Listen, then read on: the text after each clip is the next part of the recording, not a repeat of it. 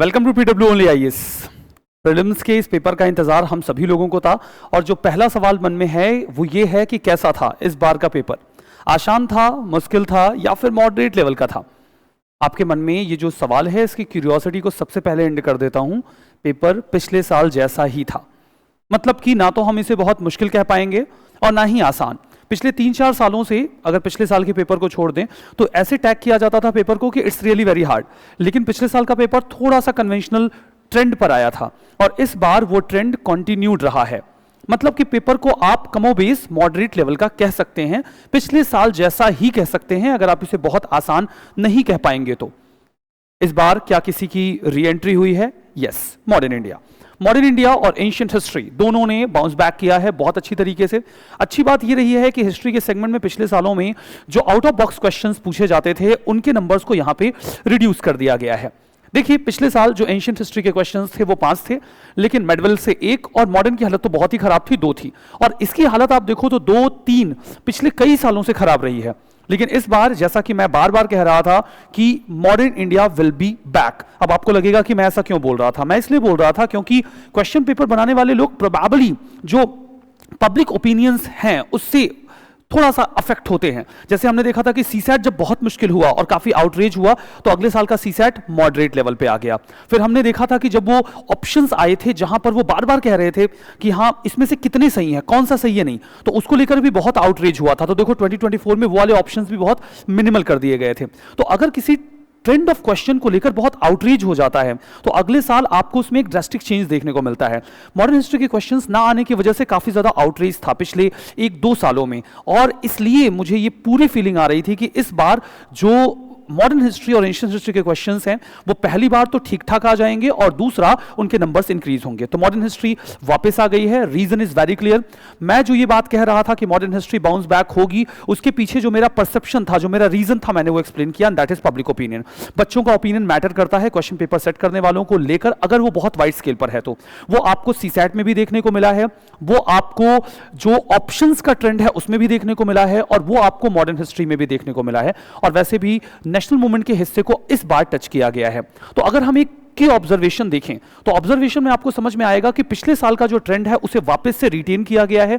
Paper लगभग वैसा ही है, मतलब कि मॉडरेट है। आसान पिछले साल का भी नहीं था, आसान इस साल का भी नहीं है, लेकिन मॉडरेट है। आड़े टेढ़े क्वेश्चंस इन जनरल बहुत कम हैं। अगर आपने क्वेश्चंस सॉल्व किए, अगर अच्छे से रिवीजन हुआ है तो पेपर सॉल्व हो रहा है। अंदाजतन सभी बच्चों ने 80 के अप्रॉक्स, जिनसे भी मेरी बात हुई, उन्होंने अपने पेपर को अटेम्प्ट किया हुआ है। ज्यादा वेटेज पॉलिटी को रहा है, हिस्ट्री में एंशिएंट और मेडीवल को रहा है, ज्योग्राफी और एनवायरमेंट का भी अच्छा खासा वेटेज हमें यहां पे देखने को मिल रहा है। नए टॉपिक्स जो टच किए गए हैं उसमें बुक्स हैं, आर्म फोर्सेस हैं, रैंक्स हैं एंड स्पोर्ट्स। स्पोर्ट्स पर 2 क्वेश्चन हमें यहां पर देखने को मिल रहे हैं। अगर आप इकोनॉमी की बात करेंगे तो इकोनॉमी के क्वेश्चंस बहुत हार्ड नहीं रहे हैं। अगर आपकी अच्छी कॉन्सेप्चुअल अंडरस्टैंडिंग है तो आप इकोनॉमी के क्वेश्चंस सॉल्व कर पा रहे हैं। सिमिलरली जो पेपर है उसने साहेल रीजन का जो पुराना क्वेश्चन है उसको वापस से रिपीट किया है और क्वेश्चन पेपर को थोड़ा सा इजियर साइड पे या मॉडरेट साइड पे रखा जा रहा है।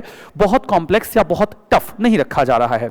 सीधे सीधे कहा जाए तो पेपर में आपको एक जनरल ट्रेंड देखने को मिलेगा। इकोनॉमी में एक कैलकुलेशन बेस्ड क्वेश्चन भी पूछ लिया गया है जहां पर आपके लिए कुछ नंबर्स दिए गए हैं, और नंबर बेस्ड क्वेश्चंस सॉल्व करना बहुत मुश्किल हो जाता है क्योंकि आपको बिल्कुल श्योरिटी नहीं होती। जैसे कि मैंने कहा कि एक नया इनोवेशन तो नहीं कहेंगे क्योंकि स्पोर्ट्स बेस्ड क्वेश्चंस पहले भी पूछे जाते रहे हैं। इस बार स्पोर्ट्स पर 2 क्वेश्चन पूछे गए हैं। एक क्वेश्चन तो साफ साफ हाल फिलहाल में जो चेस कंपटीशन हुआ था उसके बारे में पूछा गया, चेस प्लेयर अभिमन्यु मिश्रा के बारे में, और गुकेश के बारे में भी पूछा गया। हालांकि गुकेश के बारे में तो सबको पता है, वो अभी जीत कर आए हैं, लेकिन अभिमन्यु मिश्रा का ये जो टॉपिक है ये थोड़ा सा बच्चों को कंफ्यूज करने वाला रहा है, तो शायद वो इसको लेकर श्योर नहीं हो पाए। Similarly kho kho world cup के ऊपर भी क्वेश्चन पूछा गया। तो 2 क्वेश्चन आपके सामने स्लाइटली जो यहां पर है इससे स्पोर्ट्स से पूछ लिए गए हैं। हाँ, आगे मैं आपको कुछ और भी क्वेश्चंस दिखाता हूं और आपको एक और ओवरव्यू देता हूं कि क्वेश्चन पेपर कैसा रहा है। अगर मैं इस चीज को समराइज करूं तो क्वेश्चन पेपर मॉडरेट है, पिछले साल जैसा ही है। हिस्ट्री में एंशिएंट और मॉडर्न इंडिया ने बाउंस बैक किया है।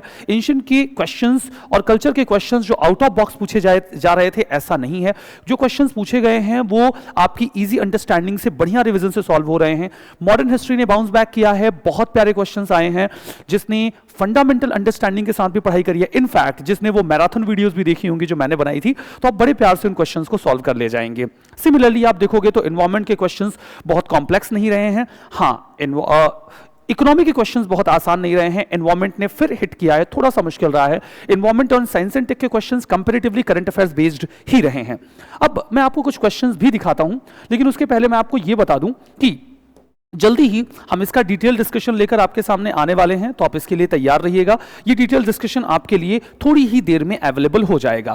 पैरेलली आपको पता है सृजन गाइडेंस प्रोग्राम में 192 सिलेक्शंस पिछले साल हुए थे, तो अगर आप अपना प्रीलिम्स क्लियर कर रहे हैं, कट ऑफ के नजदीक हैं, तो आपके लिए सृजन मींस प्रोग्राम है। आप इसे ज्वाइन करके अपनी मींस की तैयारी को स्ट्रेंथन कर सकते हैं एज पर योर स्कोर, अगर आप बेहतर तैयार हैं तो। और 30 में से इसे भी स्टार्ट कर दिया जाएगा। बाकी प्रतिज्ञा दिवस 1 जून को प्रयागराज में आने वाला है, इसके लिए भी आपको बिल्कुल से जानकारी होनी ही चाहिए। तो ये यूपीएससी का सबसे बड़ा त्यौहार माना जाता है। तो ये तो बेसिक जानकारियां हैं जो मैंने आपको दे दी हैं। अपार्ट फ्रॉम दैट मैं कुछ और क्वेश्चंस आपको दिखाता हूं ताकि आपको आइडिया लगे।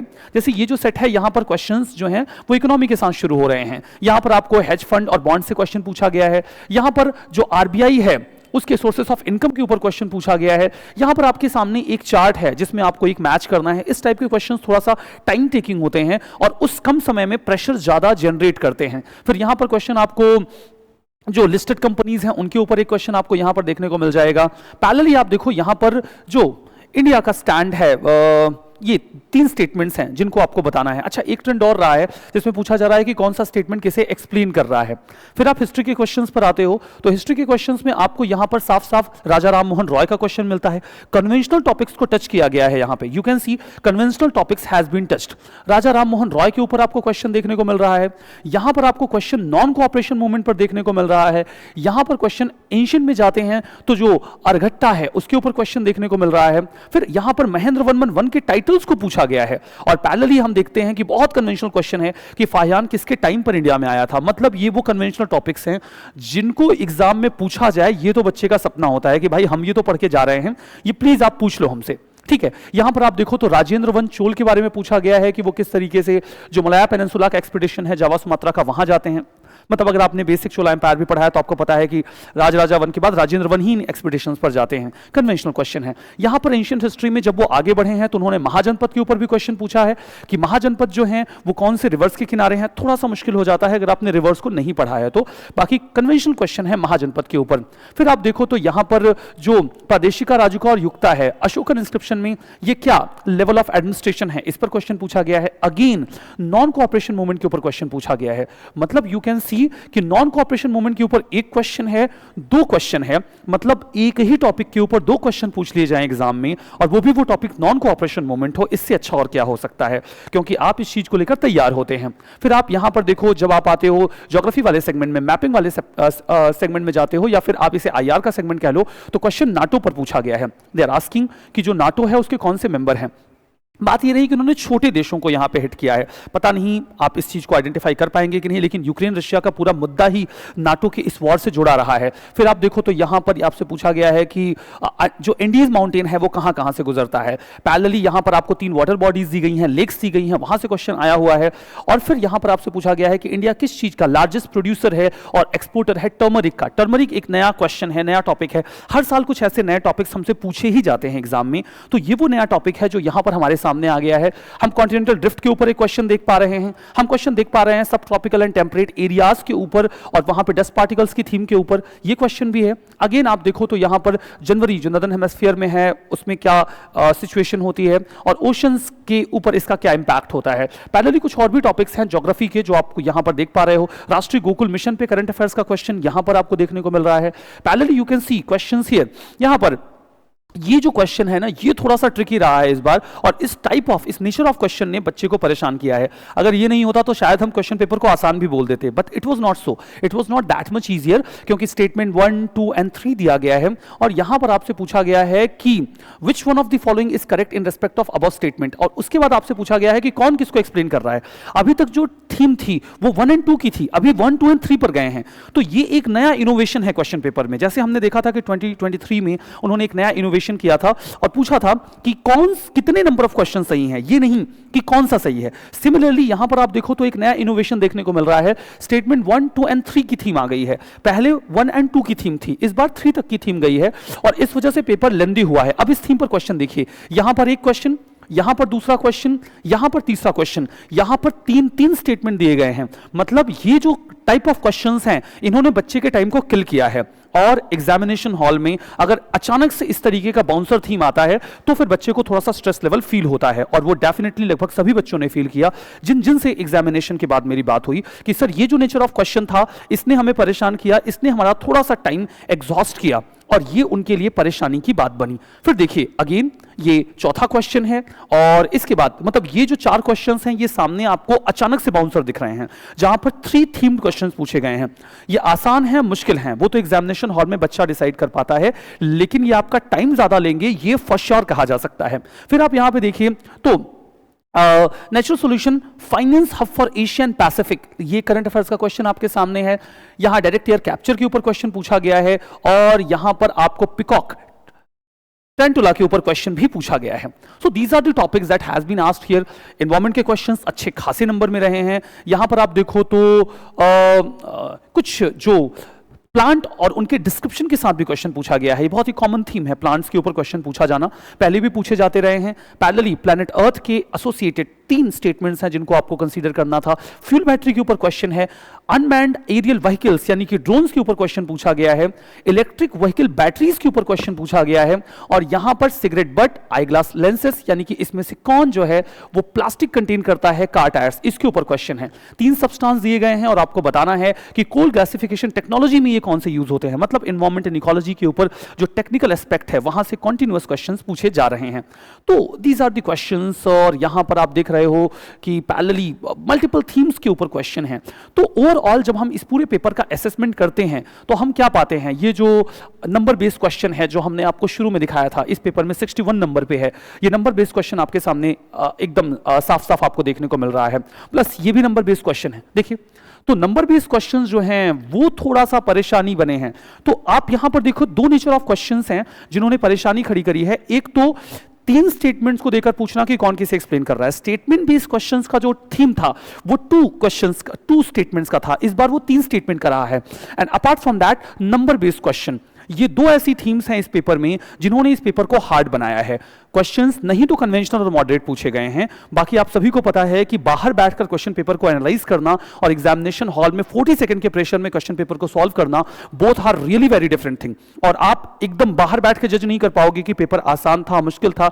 इसीलिए लार्जली मैं आपको बच्चों का पर्सपेक्टिव दे रहा हूं, उन बच्चों का जिन्होंने इस पेपर को दिया और उसके बाद उसे जैसे फील किया, जैसे परसीव किया। यहां पर देखिए नंबर बेस्ड क्वेश्चंस 3 तो आपको साफ साफ नंबर बेस्ड क्वेश्चंस देखने को मिल रहे हैं। So we can plot these themes here, these themes can be plotted here. फिर आप यहां हिस्ट्री में आओ तो सेडिशन गांधी जी का एक स्टेटमेंट है। यहां पर एंशिएंट हिस्ट्री में डांसिंग गर्ल के ऊपर बहुत ही सिंपल सा क्वेश्चन पूछा गया है and that is too basic to be asked. मतलब ब्रोंज डांसिंग गर्ल के ऊपर आपके सामने क्वेश्चन है, इससे बेहतर क्या होगा। चौरी चौरा इंसिडेंट के ऊपर यहां पर क्वेश्चन पूछा गया, again it's part of NCM. NCM के ऊपर ये तीसरा क्वेश्चन है जो आपके सामने है। गांधी जी का जो हरिजन इनिशिएटिव है वो किसके बाद आया, ये भी बहुत कन्वेंशनल क्वेश्चन है। पोर्चुगीज ने पूछा जा रहा है कि इन्होंने क्या इंडिया में इंट्रोड्यूस किया। It's too basic to be asked. ये बहुत ही जनरल चीजें हैं जो पूछी जा रही हैं। नाउ यहां पर आप देखो तो फिर यहां पर अगेन क्वेश्चन है कि कहां पर 4 टाइम जोन्स हैं। तो मतलब आप साइज के हिसाब से आइडिया लगा सकते हो। आई एम नॉट श्योर कि किसने इसको पढ़ा होगा, किसने नहीं पढ़ा होगा। फिर यहां पर आप देखो तो 2 स्टेटमेंट्स हैं कि टाइम जोन के ऊपर यहां पर ये क्वेश्चन भी है। तो आप 2 क्वेश्चन जो हैं वो टाइम जोन के ऊपर भी देख पा रहे हैं और रिसोर्स के बेसिस पर ये क्वेश्चन यहां पर हैं। रीजन और कंट्री, कंट्री और रिसोर्स, इसके ऊपर क्वेश्चन पूछे गए हैं। मतलब इकोनॉमिक ज्योग्राफी का एक अच्छा खासा वेटेज हमें यहां पर देखने को मिल रहा है। रेयर अर्थ मिनरल्स के ऊपर क्वेश्चन है। एनआरपी यानी कि नेशनल रेल प्लान के ऊपर क्वेश्चन पूछा गया है।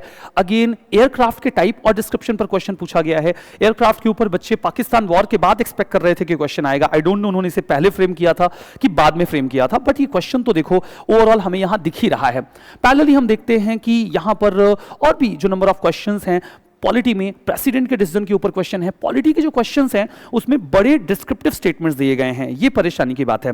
तो एक और थीम आपको मिल रही है कि पॉलिटी के क्वेश्चंस लॉन्ग हैं और ज्यादा डिस्क्रिप्टिव हैं, और इसलिए आपको थोड़ा सा ध्यान देकर इन स्टेटमेंट्स को पढ़ना होगा। स्पेशली जिस हिसाब से यूपीएससी क्वेश्चंस को इंटरप्रेट कर रही है पॉलिटी में, वो कुछ भी इंटरप्रेट कर रहे हैं, पिछले साल के क्वेश्चंस में हमने देखा है, तो बच्चा उस चीज को लेकर भी कॉन्शियस था।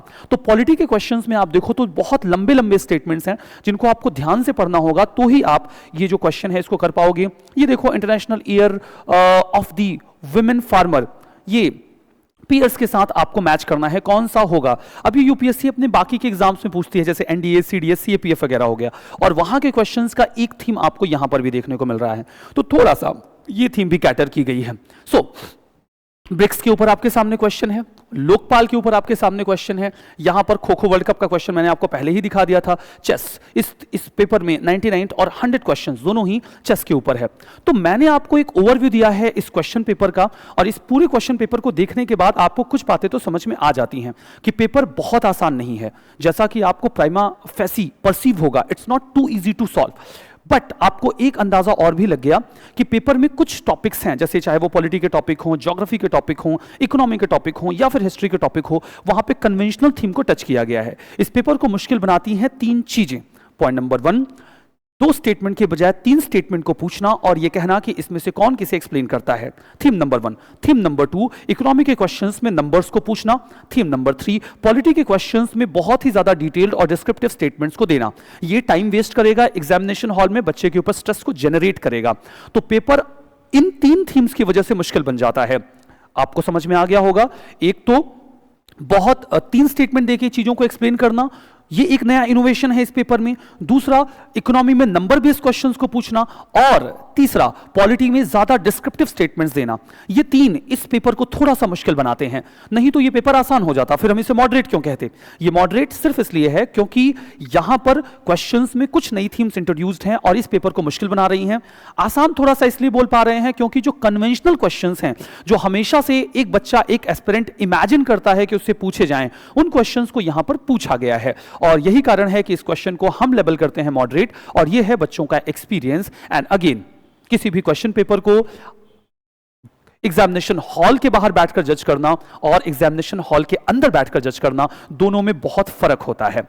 तो हमें हो सकता है ये पेपर आसान लग रहा हो, लेकिन वो बच्चा जो स्ट्रेस में पेपर देता है एग्जामिनेशन हॉल में, वो वैसे ही इस पेपर को देखे, ये जरूरी नहीं है। आंसर की डाउनलोड करने के लिए आप इस QR कोड को स्कैन कर लीजिएगा। फिर से बता देता हूं कि अभी ये डिस्कशन आपके सामने आ जाएगा, जहां पर इन क्वेश्चंस को एक्सप्लेन कर दिया जाएगा, कौन क्या कहां से है। और इसके अलावा आपको पता है प्रतिज्ञा दिवस 1 जून को होने वाला है, और सृजन के लिए अगर आप अच्छा कॉन्फिडेंस फील कर रहे हैं तो ज्वाइन करके अपनी मेंस की तैयारी को शुरू कर दीजिए। So thank you very much, and I hope कि आपको एक ओवरव्यू मिल गया कि ये पेपर आखिर कैसा था।